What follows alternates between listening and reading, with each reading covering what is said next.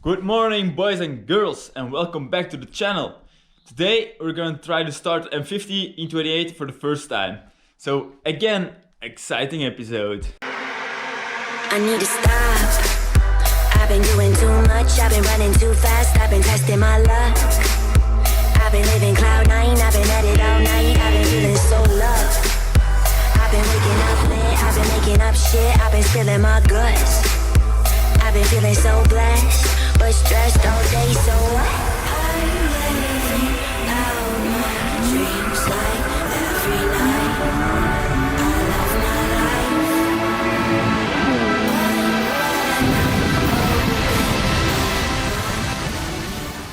life. Okay guys, so here we are inside now. We have our three connectors laid out. So these two are from an E28 chassis. This one is under the glove box, C103. This one is at the fuse box. So it connects to the fuse box. It's a connector called C101. This is X20, the connector that's inside an E36 chassis. So I cut it out of my old chassis. These two lines, we're going to take them out, we don't need those. And I've got my PC here with some instructions to follow to see which pin is which wire, which number, whatever. So I don't mess it up. I'm gonna start by cleaning everything up a bit because it's gross and it's all sticky, 20-year-old grime and whatever. And then I will see which wires I will have to reconnect. I will strip those, the other ones I'm just going to put on the other side.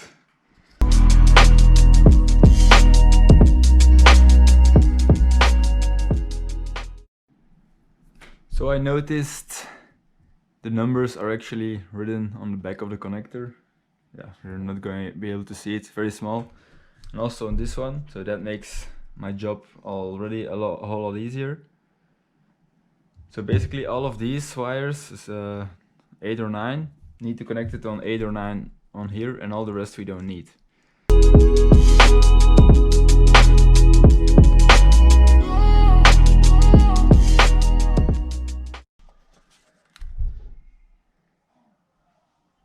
So I wrote down on this paper which wire I need to connect where.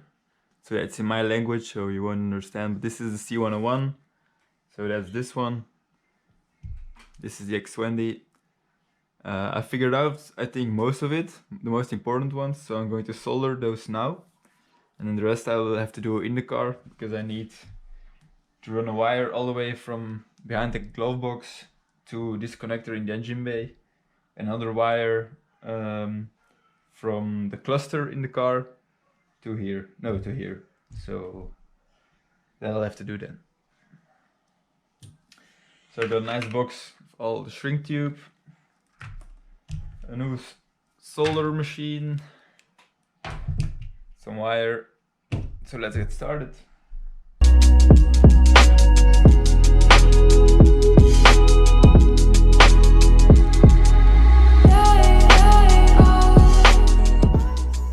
Okay, so as you saw, that did not work properly.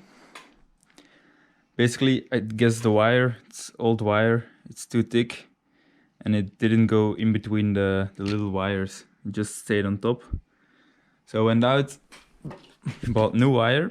It's a flux core, so it should run between the wires better. And I also got another one of these. So I've got a small and a big one now. This is an old one, as you can see. It's completely fucked. So yeah, let's try this. Hopefully it works.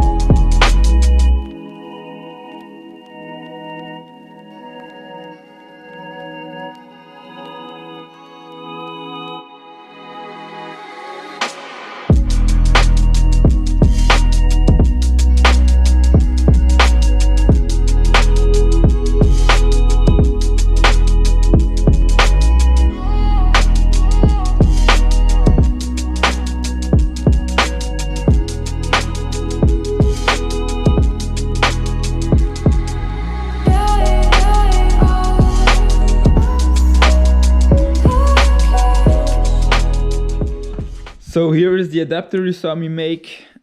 As you can see, it's only 6 wires that we have connected right now.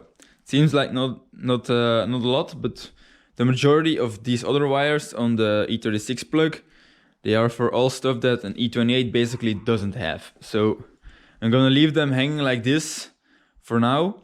Also, I'm going to wrap this up in electrical tape, but not yet, because I'm not sure if actually everything is connected right, and so I don't have to undo it. So this comes to sit here, and this connects there. So that's one of the things we're gonna do right away.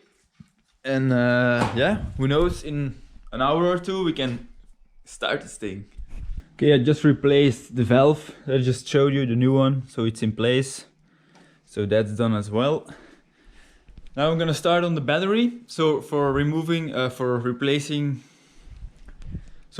the battery to the trunk, you obviously need a long cable. So I have this one, also that one.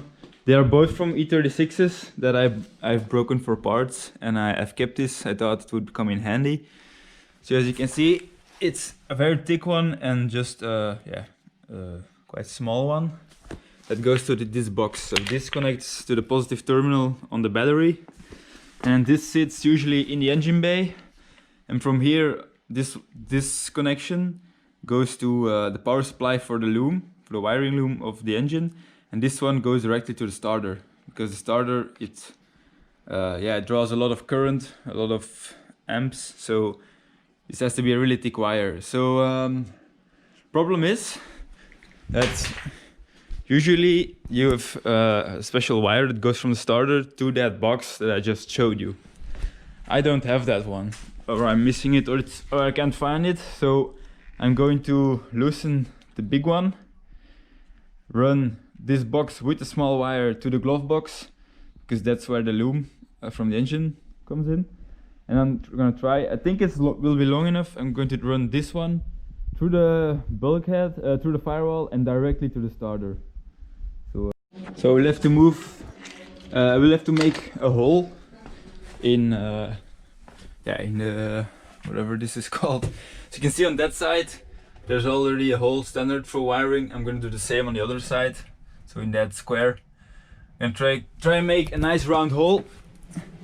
And maybe I can use this rubber that's on here.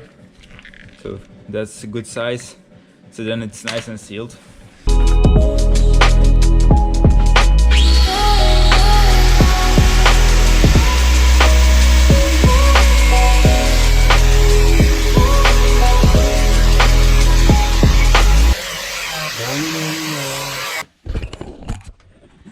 And so this is how making a stupid hole in a piece of sheet metal takes way too long when you don't have the right tools.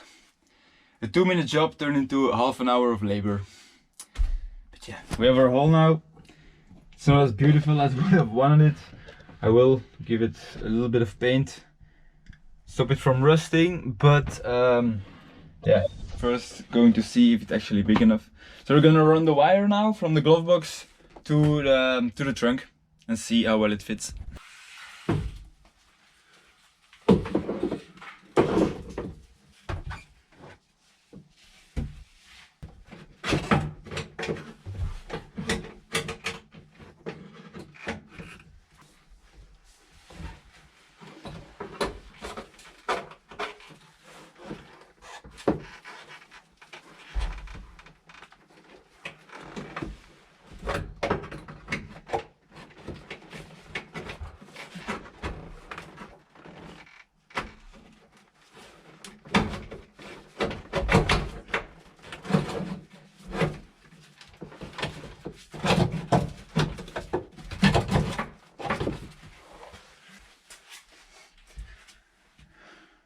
Alright guys, so we have routed the cable, well, not routed yet. I'm gonna do it along the side here and up behind the glove box, and this is the one I need to connect this here, so that's long enough. This one should reach all the way to the starter, and I don't know if that is going to work. It's going to be very, very close, but I think it's going to be just not long enough, unfortunately. But I'm gonna try right away. But yeah, then I will have to find another solution. So yeah, let's keep our hopes up.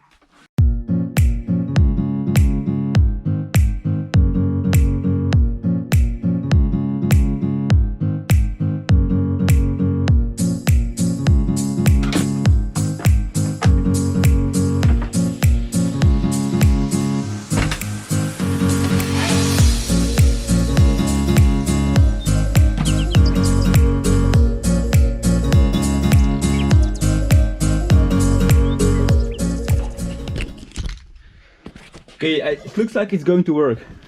So if I route it like this, I can close the glove box, it's nice and tucked up in here. I'm going to tighten it with all these things that are in the car and with some zip ties through the firewall. And if we take a look inside the engine bay,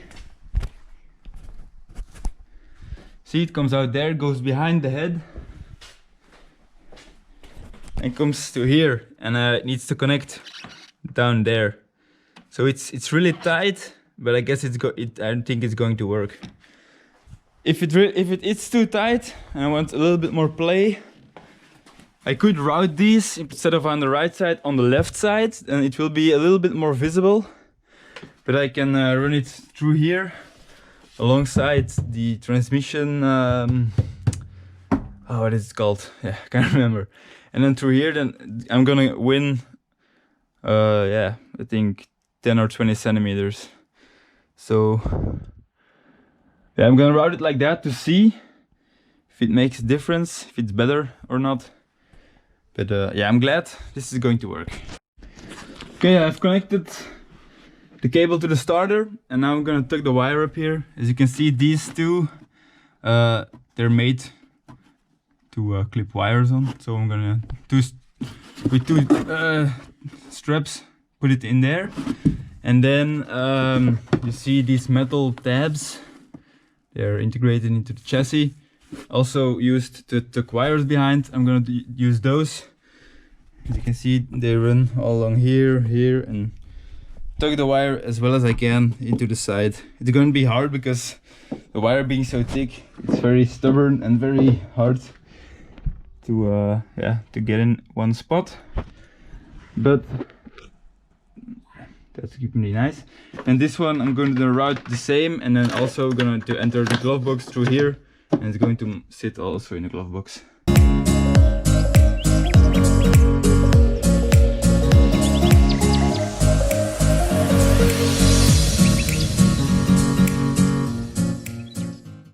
Okay, so unfortunately, I don't know if you can see it, I tightened, well, I put the cable nice and tight in the car, but I didn't pay attention. I was actually pulling the whole cable forward.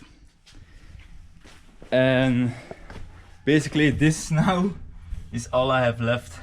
So yeah, no way I can connect the battery like that, unfortunately. So I guess for now I'm just going to put the battery in the back seat. I will need to find an extension for this cable.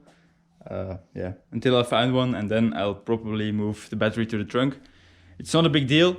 I'm not driving this car yet anyway, just to have a first start, so yeah. It's always something. I mounted up, connected this cable. I had to move the cables around to this side of the car, because on this side there was a ground I could use for the battery. So connect plus and minus. So battery is finally done, and now we're going to go to the next step, and I believe we're going to mount the intake. Scrap that, we're first going to mount the adapter that I made. So do that and then check all the grounds. So then everything of the wiring should be, in theory, should be done.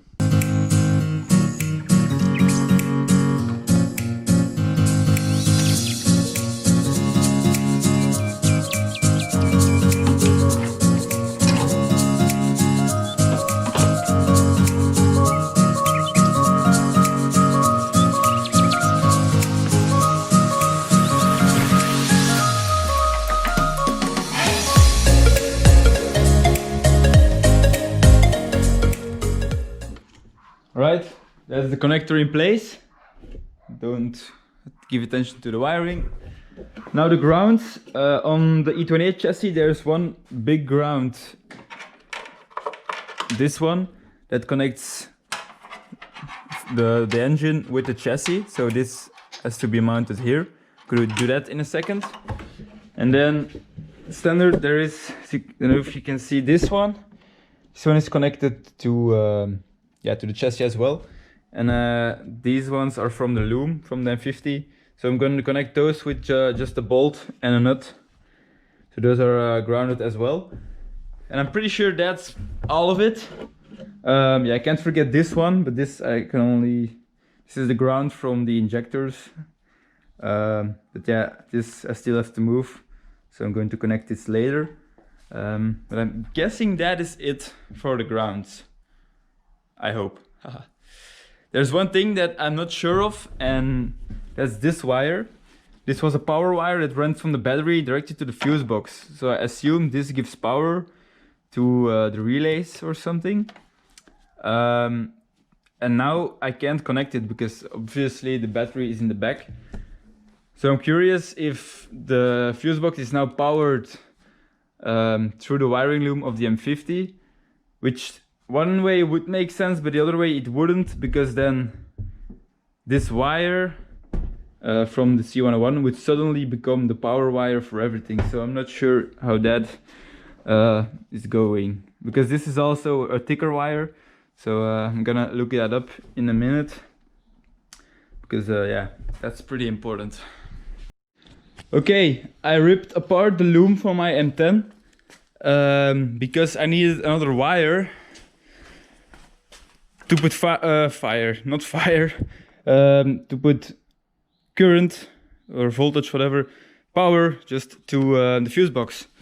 So this is the wire, this red one. It was inside of the loom. I'm going to tap it off from the starter, just 12 volts to here. This is just connected with a bolt and a nut. Just put some electrical tape over it. I will do this cleaner, but as I said, this is just to see if everything is hooked up correctly, and then I know if it starts, and then I can tuck everything away nicely. So next up, we're going to mount the intake manifold. Yeah. Enjoy the time lapse. Okay guys, so one more thing I need to do before we install the manifold. The head here has two temperature sensors. One sends info to the ECU and one directly to the gauge in the car. But E28, the cluster works on a different resistance value. So basically this sensor and this signal will not work. There is a solution for that, and that is using the original E28 sensor, but it's bigger than the sensor from an M50. So that's why I got this. This is an adapter from E28 goodies. This screws into the head, and then the original sensor screws into here. And then I basically have to run a wire from the sensor directly to pin 4 at the C101 connector. And then the gauge should work. So I'm gonna... the reason I'm doing this now is because when the manifold is on, it's very hard to reach under there. So I'm just going to install the sensor, but I'm not going to wire it yet, because that shouldn't be a problem.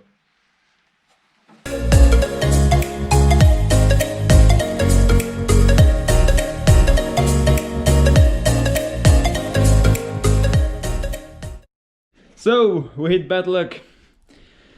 Well, bad luck. The manifold hits the brake booster. So the reason for this is because my mate, I don't exactly know why, but he put a spacer behind the brake booster. I think it has something to do with the lines for the hydraulic handbrake. But yeah, as you can see, it's hitting quite a lot. And I believe this was in original position, like 10 centimeters back, it would fit behind the manifold. So this sucks. This means that I have to, yeah, I hope I can just take out that spacer. I have no idea what's behind it or how it works. And then move this all back, because like this it's never going to work. So I'm gonna hit up my mate, see what he says. But yeah, stupid, but nothing to do about it.